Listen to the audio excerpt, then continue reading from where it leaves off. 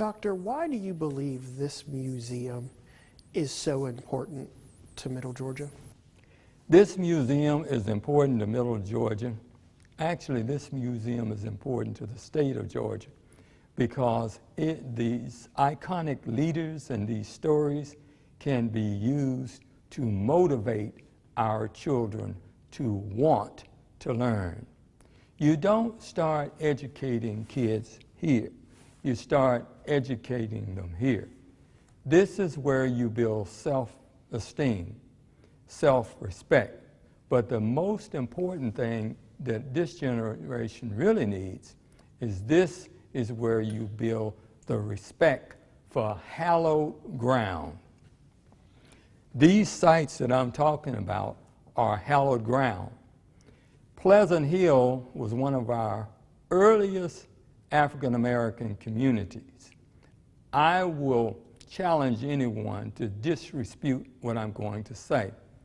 Per square foot, there is no African American community anywhere in the United States that has produced more successful professional folks than Pleasant Hill.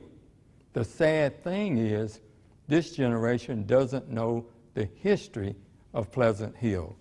As a board member here, why do you hope people come and grab memberships, whether it be $20 and you grab a student membership, to a corporation putting down $2,500 to be a supporter of this museum, which is basically living history?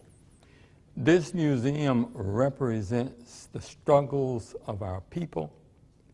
It will teach our young folks why they should appreciate the opportunity for a free public school education. They need to know the people who were the wind under their wings to allow them the opportunity to go to school and get a good education today.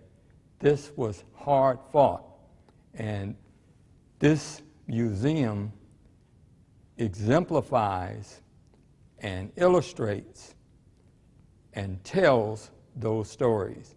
These stories are needed both to motivate, inspire, and encourage kids to become good citizens. If you could put your historian hat on, why is somebody like Harriet Tubman probably one of the most important people that ever walked on this planet? I think she represents courage. I think she represents giving back. The fact of the matter is, once she got her relatives out, she could have stopped, but she didn't. And so it's not just low-income kids that need this history.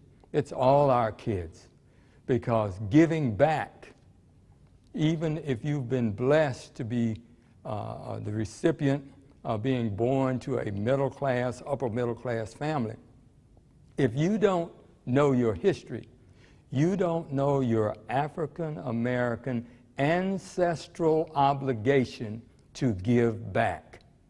That's the thing that I have coined, African-American ancestral obligation. That's what these old folks like me, the old griots, were teaching, and that's what we so desperately need to be teaching today. African-American ancestral obligation. Dr. Duval, thank you very much. Thank you. My pleasure.